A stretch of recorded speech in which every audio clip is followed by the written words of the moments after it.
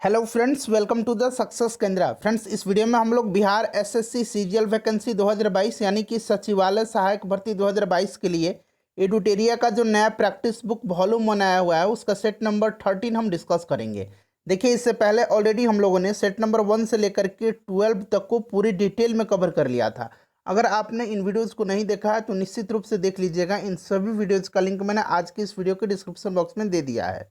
Channel पर अगर आप पहली बार विजिट कर रहे हैं तो फ्रेंड्स, चैनल को सब्सक्राइब कर लीजिएगा और बेल आइकन जो घंटी का निशान है उसको जरूर दबा लीजिएगा, ताकि जब भी बिहार एसएससी सीजीएल वैकेंसी 2022 से संबंधित कोई भी इंपॉर्टेंट वीडियो अपलोड किया जाए तो उसका नोटिफिकेशन सबसे पहले आपके पास पहुंच जाए। तो चलिए फ्रेंड्स, बिना देरी किए हुए आज का सेशन स्टार्ट करते हैं। फ्रेंड्स, प्लीज़ वीडियो को लाइक कर दीजिएगा और जब सेशन समाप्त होगा तो इसे शेयर भी जरूर कर दीजिएगा। फ्रेंड्स, जैसे कि मैंने आपको बताया कि इस वीडियो में हम लोग बिहार एसएससी सीजीएल वैकेंसी 2022 यानी कि सचिवालय सहायक भर्ती 2022 के लिए एडुटेरिया का जो नया प्रैक्टिस बुक वॉल्यूम बनाया हुआ है उसका सेट नंबर हम लोग 13 इस वीडियो में डिस्कस करेंगे। तो चलिए आज का सेशन स्टार्ट करते हैं। पहले फ्रेंड्स, प्लीज़ वीडियो को लाइक कर दीजिएगा। थोड़ा सा मैं जूम कर देता हूँ ताकि सभी प्रश्न आपको स्पष्ट दिखाई दें। पहला प्रश्न पढ़ेंगे। पहला प्रश्न है कि निम्न में से किस राज्य सरकार ने देश का पहला खिलौना क्लस्टर बनाने की घोषणा की है। देखिए, जितने भी ये को प्रश्न है सभी के सभी इंपॉर्टेंट प्रश्न हैं और आपको क्या करना है कि आपको पूरा सेट को लगाना है अंतिम तक, यानी कि वीडियो के लास्ट तक जो है आपको पूरे वीडियो को देखना है और अपना अपना स्कोर आप लोग ज़रूर कमेंट करके बताया करेंगे। ठीक है, इससे क्या होता है कि इससे आपका जो कंपटीशन का लेवल है वो पता चलेगा, आपकी जो कमियां हैं, आप किनसे पीछे हैं, कितने पीछे हैं और कितने मेहनत करने की आवश्यकता है, ये सभी बात आपको पता चलेगा। इसीलिए स्कोर कमेंट करके बताइएगा आप लोग। तो यहाँ पर ध्यान दीजिएगा और हाँ, जो भी मैं एक्सप्लेनेशन करूँगा उसको ध्यानपूर्वक आपको सुनना है, ताकि एक प्रश्न के साथ साथ आपके 2 से 3 प्रश्न कवर होते चलें। देखिए, कर्नाटक सरकार ने देश का पहला खिलौना क्लस्टर बनाने की घोषणा की है। इसका उद्देश्य क्या है? तो इसका उद्देश्य स्वदेशी उद्योगों को बढ़ावा देने के लिए सरकार द्वारा शुरू किए गए आत्मनिर्भर भारत और वोकल फॉर लोकल अभियानों के तहत एक प्रोत्साहन प्रदान करना है। राइट आंसर इसका कर्नाटक हो जाएगा, यानी कि ऑप्शन नंबर डी इसका करेक्ट आंसर हो जाएगा। उसके बाद देखिएगा कि किस राज्य सरकार ने महिलाओं के लिए सेफ सिटी प्रोजेक्ट शुरू किया है। सेफ सिटी प्रोजेक्ट जो है यह किस राज्य सरकार ने शुरू किया है?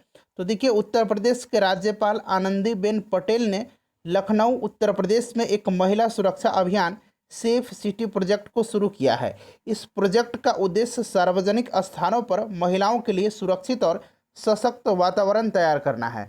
उत्तर प्रदेश हो जाएगा, option number A right answer इसका हो जाएगा। उसके बाद देखिएगा कि आर्थिक सर्वेक्षण 2020-21 के अनुसार देश के किस राज्य में सबसे अधिक गरीबी दर है।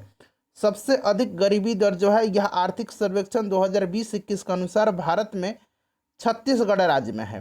राइट आंसर इसका छत्तीसगढ़ हो जाएगा, option number D right answer हो जाएगा। सर्वाधिक गरीबी के मामले में बिहार का राज्यों में अगर स्थान करें बात करें तो चौथा स्थान है, और राज्य और केंद्र शासित प्रदेश अगर मिला करके करें तो ये 5वां स्थान है। ठीक है, चलिए उसके बाद नेक्स्ट क्वेश्चन देखिएगा। हाल ही में प्रकाशित पुस्तक listen to your heart the London adventure पुस्तक के लेखक कौन है? तो देखिए, इस पुस्तक को लिखा है किसने? तो रस्किन बॉन्ड ने लिखा है। ठीक है, रस्किन बॉन्ड ने लिखा है। राइट आंसर रस्किन बॉन्ड हो जाएगा, ऑप्शन नंबर बी। उसके बाद देखिए, निम्न में से किस राज्य के हापुस आम को जीआई टैग मिला है? हापुस आम को अल्फांसो आम भी कहा जाता है। ठीक है, हापुस जो है यह क्षेत्रीय नाम है, अल्फांसो के नाम से भी इसको जाना जाता है। तो अब आपको पता चल गया होगा कि ये महाराष्ट्र का है। अच्छा, महाराष्ट्र में अभी रिसेंटली जो है महाराष्ट्र के रायगढ़ जिले के अलीबाग के मशहूर सफ़ेद प्याज को जीआई टैग दिया गया है। महाराष्ट्र के सांगली हल्दी जो है, सांगली हल्दी, इसको भी जीआई टैग दिया गया है। वारली पेंटिंग भी महाराष्ट्र का है, इसको भी ध्यान रखेंगे। चलिए उसके बाद देखिएगा कि संयुक्त राष्ट्र की रिपोर्ट 2022 के अनुसार दुनिया का सबसे खुशहाल देश कौन सा है।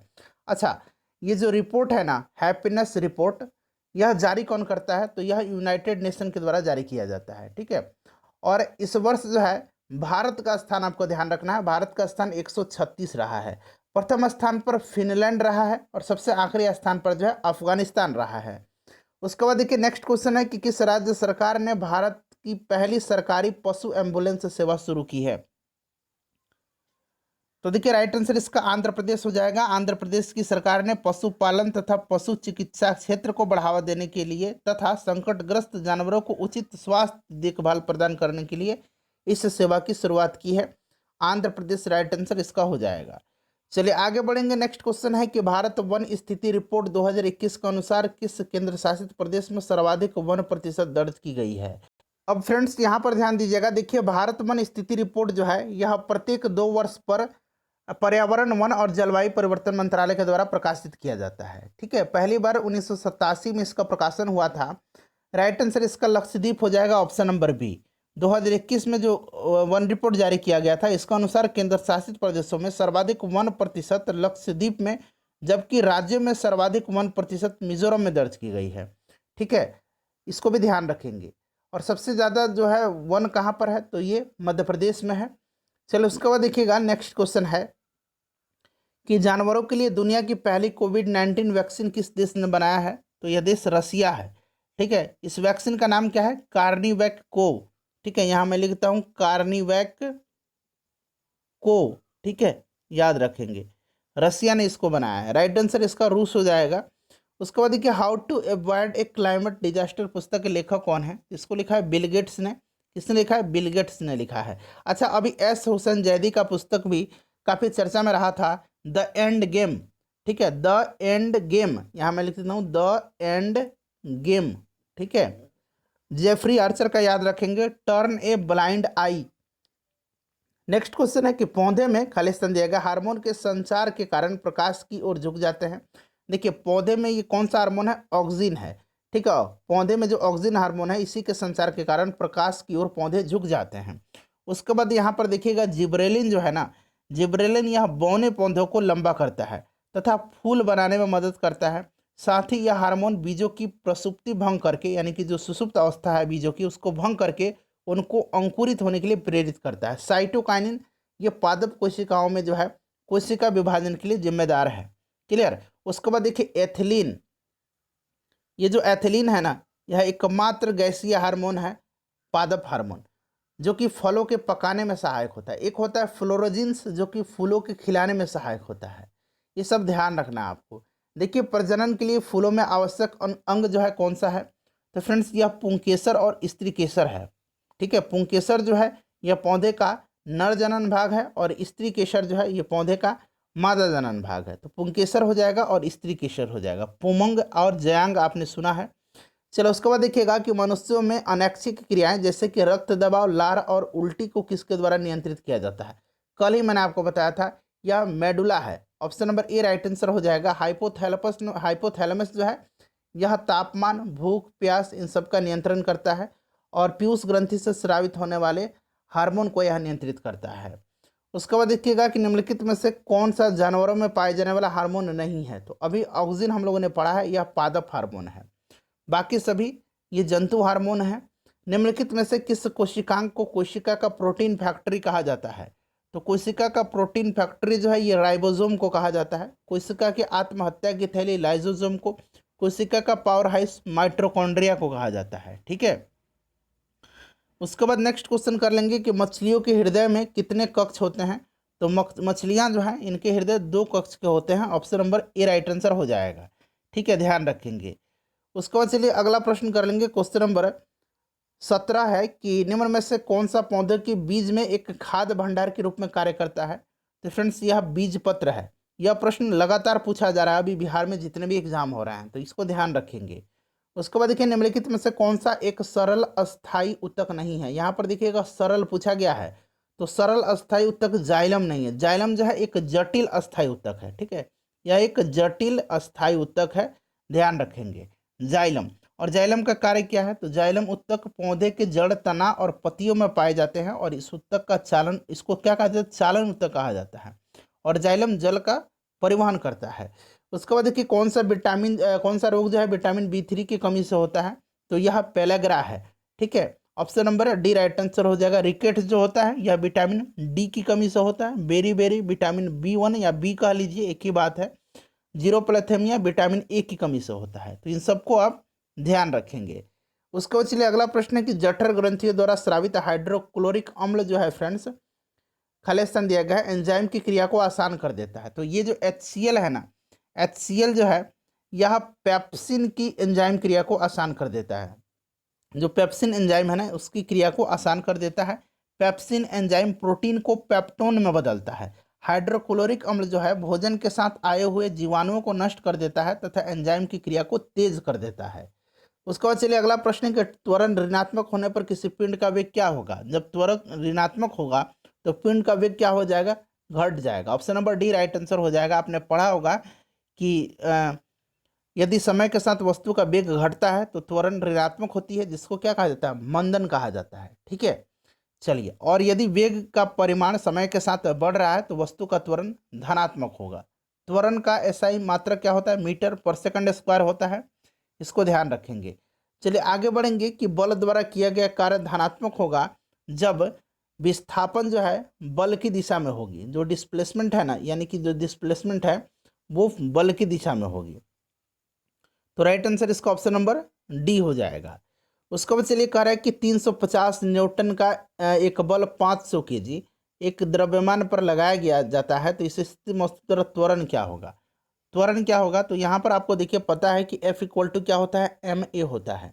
ठीक है, यहाँ पर देखिएगा फोर्स दिया गया है 350 न्यूटन, मास दिया गया है 500 किलोग्राम और आपसे ये त्वरण पूछ रहा है। ए इक्वल टू कितना हो जाएगा, इधर ये डिवाइड में है मतलब मल्टीप्लाई में है, तो इधर आएगा तो ये क्या आ जाएगा, डिवाइड में आ जाएगा। ठीक है, तो ये 1 0 से 1 0 कस गया, 5 7 35 और 5 10 50, यानी कि ये 0.7 हो जाएगा। ठीक है, मीटर पर सेकंड स्क्वायर हो जाएगा क्योंकि एक्सेलरेशन है। तो ये ऑप्शन नंबर इसका क्या हो जाएगा, बताइए। राइट आंसर इसका ऑप्शन नंबर यहाँ पर सी हो जाएगा। ठीक है, एक मिनट, नहीं डी हो जाएगा, 0.7 मीटर पर second square, option number D होगा इसका राइट आंसर। चलो उसके बाद देखिए निम्न में से कौन सी गुरुत्वीय स्थिरांक की एक इकाई है। तो कल ही मैंने बताया था कि जो ग्रेविटेशनल कांस्टेंट है, सार्वत्रिक गुरुत्वाकर्षण नियतांक है, जी को कहा जाता है।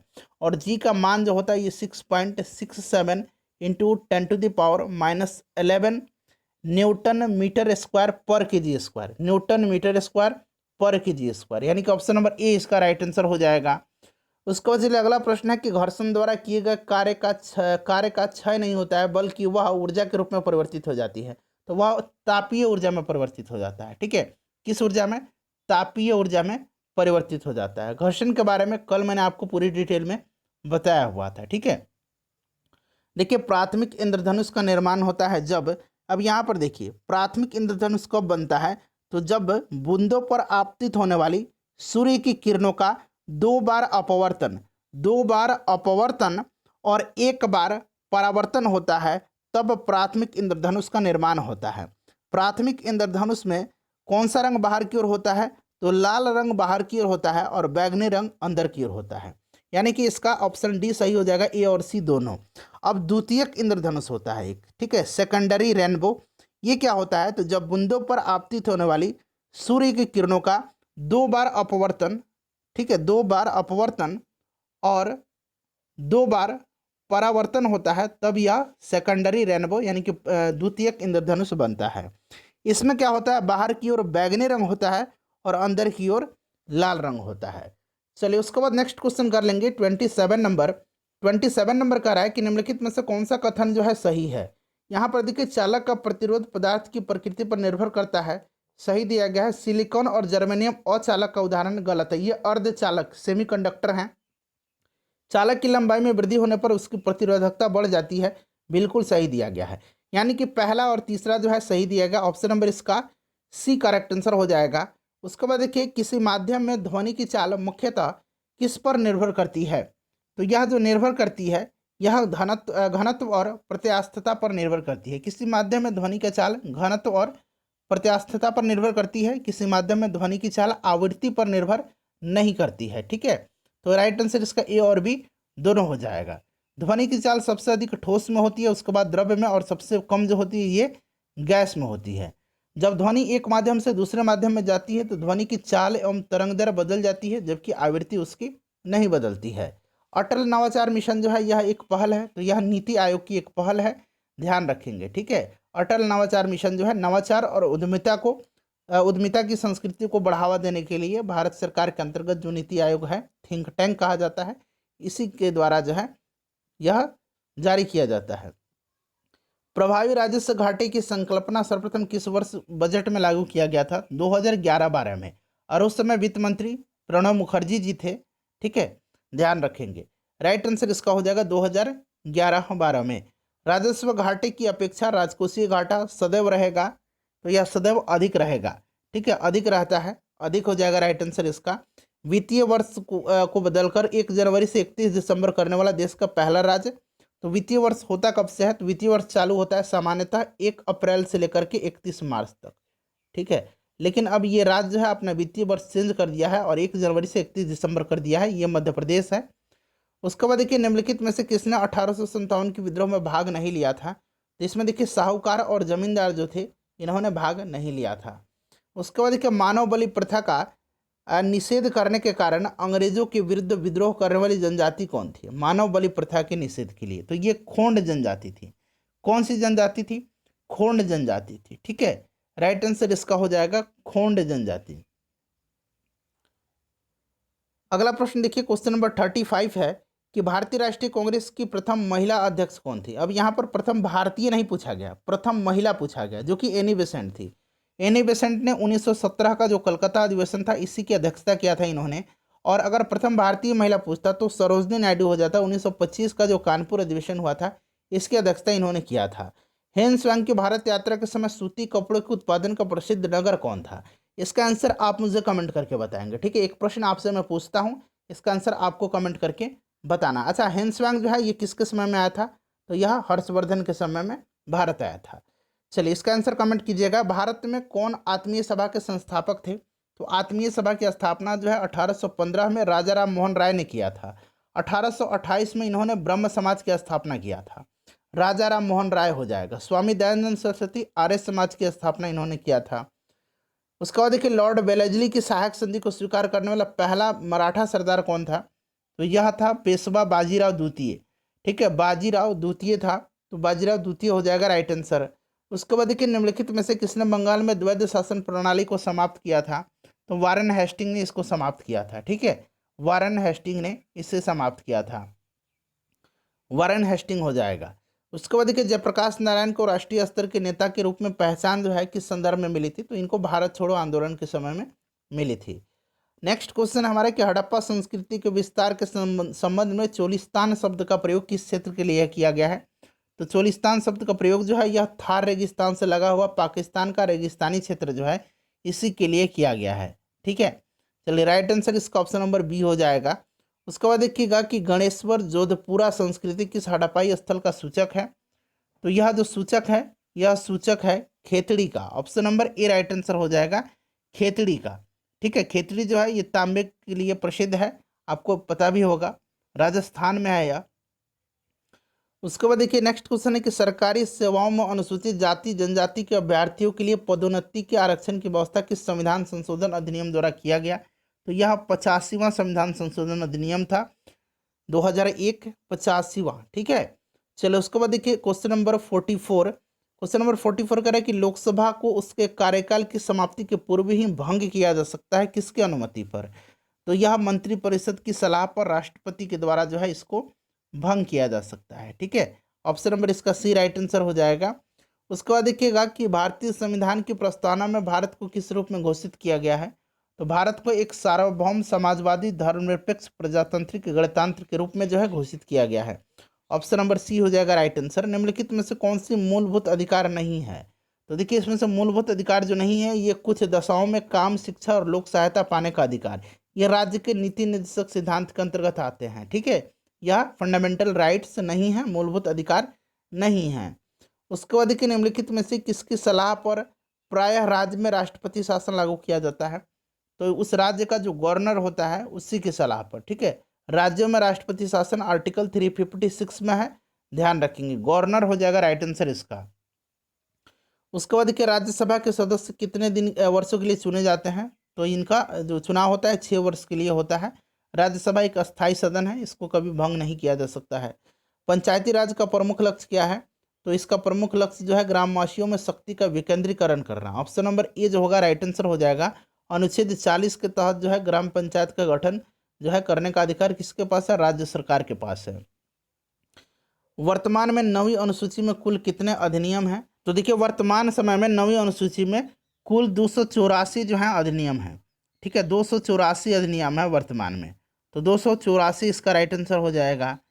चलिए उसके बाद देखिएगा, और 9वीं अनुसूची में क्या है, 9वीं अनुसूची में क्या है, जरा आप मुझे कमेंट करके बताएंगे कि 9वीं अनुसूची में क्या है। चलिए आगे बढ़ेंगे, नेक्स्ट क्वेश्चन कर लेंगे कि भारतीय मानसून मौसमी विस्थापन से इंगित है, इसका प्रमुख कारण क्या है। तो इसका कारण क्या है कि स्थल तथा समुद्रों का विभेदी तापमान। ठीक है, तो ऑप्शन नंबर इसका ए राइट आंसर हो जाएगा। चलिए उसके बाद नेक्स्ट क्वेश्चन कर लेंगे कि सर्वप्राचीन शैल समूह की आयु किस विधि से मापी जाती है। तो यह यूरेनियम विधि है। उसके बाद देखिए मोना लोवा जो है निम्नलिखित में से किसका एक उदाहरण है। तो मोना लोवा जो है यह एक सक्रिय ज्वालामुखी है जो हवाई द्वीप जो कि अमेरिका में है वहीं पर यह स्थित है। ठीक है, यह आप हो जाएगा सक्रिय ज्वालामुखी का। चलिए आगे बढ़ेंगे, नेक्स्ट क्वेश्चन कर लेंगे। अगला क्वेश्चन है हमारा कि भौतिक मानचित्र में निम्न में से किसे शामिल किया गया है। तो भौतिक मानचित्र में इन सभी को, पर्वत, पठार, मैदान, महासागर और देश या राज्यों की सीमाएं, इन सबको शामिल किया गया है।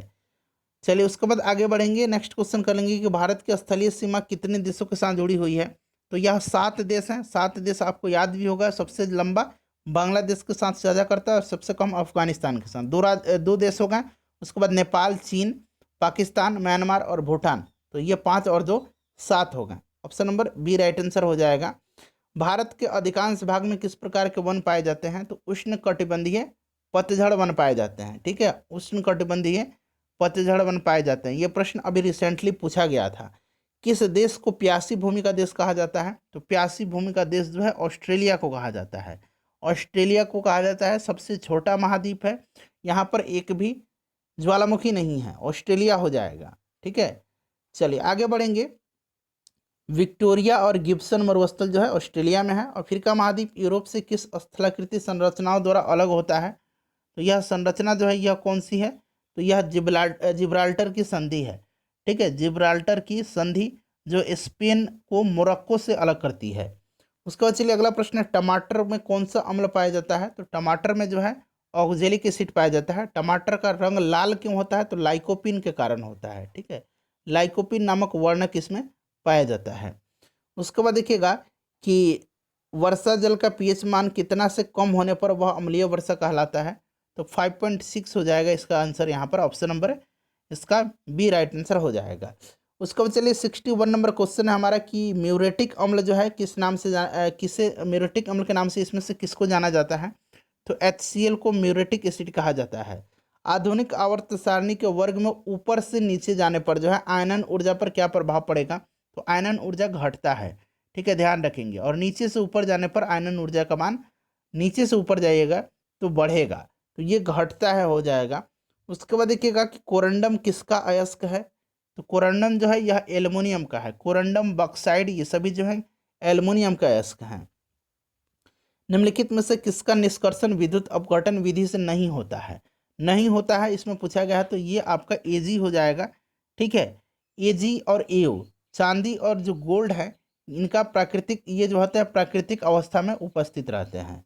उसके बाद देखिएगा कि निम्नलिखित में से कौन सा तत्व रासायनिक रूप से निष्क्रिय नहीं है। तो जो निष्क्रिय नहीं है ये हाइड्रोजन हो जाएगा इसमें से। ठीक है, बाकी हीलियम, क्रिप्टन, ऑर्गन, जेनन, रेडॉन ये सभी जो है अक्रिय गैस हैं। प्लाज्मा अनुसंधान संस्थान कहाँ है। तो यह गांधीनगर गुजरात में स्थित है। ठीक है, गांधीनगर गुजरात में स्थित है। उसके बाद देखिए मुखौटा जो नृत्य है यह किस राज्य का नृत्य है। तो मुखौटा जो है ये अरुणाचल प्रदेश का है। ठीक है, अरुणाचल प्रदेश हो जाएगा यहाँ पर, देखिए ऑप्शन नंबर ए। उसके बाद देखिए राजघाट निम्नलिखित में से किस व्यक्ति की समाधि स्थल है। तो राजघाट जो है ये महात्मा गांधी जी का है, महात्मा गांधी हो जाएगा। ठीक है, अभय घाट मोरारजी देसाई का है, चौधरी चरण सिंह जी का। किसान घाट है। चलिए आगे बढ़ेंगे कि अंतर्राष्ट्रीय साक्षरता दिवस कब मनाया जाता है। तो 8 सितंबर के दिन मनाया जाता है अंतर्राष्ट्रीय साक्षरता दिवस, 8 सितंबर के दिन।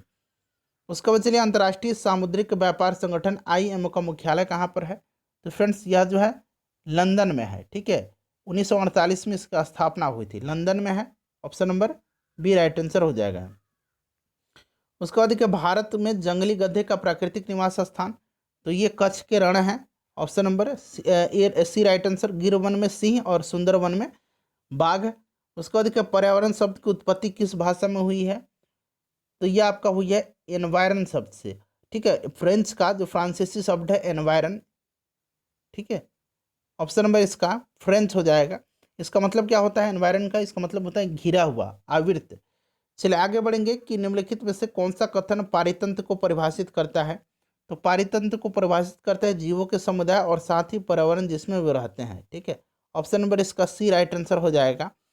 बोरीवली राष्ट्रीय उद्यान किस राज्य में स्थित है? तो नाम से ही पता चल रहा है बोरीवली जो है ये कहाँ पर है। तो इसका आंसर आप कमेंट करके बताइए, अपना स्कोर लिख दीजिएगा। ठीक है, बोरीवली महाराष्ट्र में। चलिए मैं ही बता देता हूँ। विश्व के सर्वाधिक ऊंचाई पर स्थित बाघ रिजर्व भारत के किस राज्य में है? तो यह अरुणाचल प्रदेश में है। इसका नाम नामदफा है। नामदफा जो है कहाँ पर है? अरुणाचल प्रदेश में है। यहाँ से देखिए अब रीजनिंग के प्रश्न और मैथ के प्रश्न है 76 से लेकर के 150 तक में। ठीक है, पीडीएफ टेलीग्राम पर आपको मिल जाएगा। टेलीग्राम का लिंक आपको डिस्क्रिप्शन बॉक्स में मिल जाएगा। चलिए फ्रेंड्स, इसका आंसर जरा आप मुझे कमेंट करके बताएंगे। यहाँ पर जो क्वेश्चन मार्क दिया गया ना, यहाँ पर क्या आएगा? इसका आंसर आप कमेंट करके बताइएगा। ठीक है, वीडियो को लाइक कर दीजिए और प्लीज़ इसे शेयर कर दीजिएगा।